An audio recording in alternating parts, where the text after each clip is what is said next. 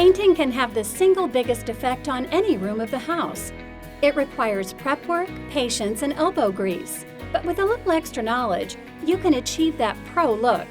These 5 expert tips should help make any job easier and ensure that every painting project is a success.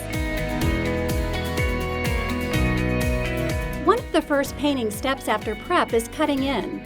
Cutting in is using a brush to paint the edges and corners of your wall before you begin to roll the paint. When cutting in, there are a few tips to help ensure clean lines. Keep in mind the tools you have, such as brushes and rollers, are just as important. Using a higher-end putty applicator will help you achieve that noticeable difference. Make sure the brush is saturated with paint and you are using a 2 to 3 inch putty angled brush. This will enable you to create clean edges as you paint. Hold the brush with your thumb on one side and 4 fingers on the other. This will give you the most flexibility when cutting in.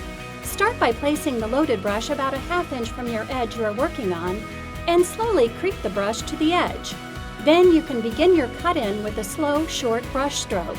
Extend the painting about 3 to 4 inches from the edge to ensure you get your putty roller over your paintbrush strokes. After about 12 inches, go back in the opposite direction to cover any spots missed. Do this for the entire length and height of your walls. Then finish by rolling it. This tip goes hand in hand with cutting in to make sure your paint brushing and paint rolling look the same. To help keep a wet edge, you may need to work on one wall at a time. Simply put, after cutting in, you can take a roller to apply paint over the brush strokes. You'll want to make sure you keep the roller about 1 inch or more away from the cut-in edge. Doing this will not only smooth out any paint strokes, but also match the stippling or texture that your final rolled wall will have.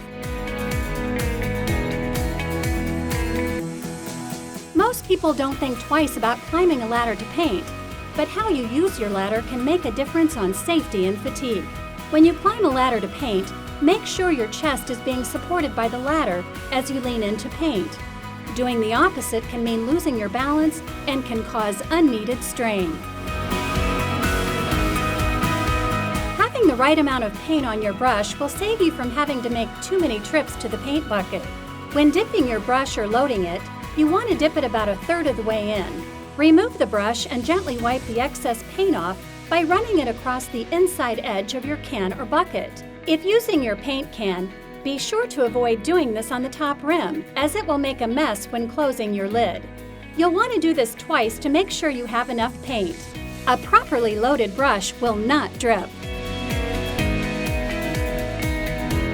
Next to putty brushes and rollers, a painter's tool or a 5-in-1 is one of the most important and versatile tools you'll use for any paint project. As the name suggests, there are multiple tools built into this one unit. Rollers can hold almost ½ a pint of paint even when you're finished using them. The painter's tool can squeeze out the excess paint with little effort. After washing the roller cover, you can use it to squeeze out the excess water.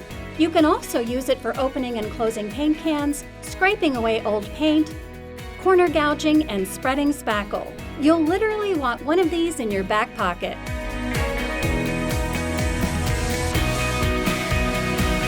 Proper care of your brushes will enable you to use them for multiple projects. After cleaning your brushes and letting them dry, you can use the original packaging to help keep the bristles straight. Now they're ready for your next project. These tips will have you painting like a pro in no time. Check back for more pro tips to help you get the most out of your painting projects. For more painting information and how-tos, visit Valspar.com.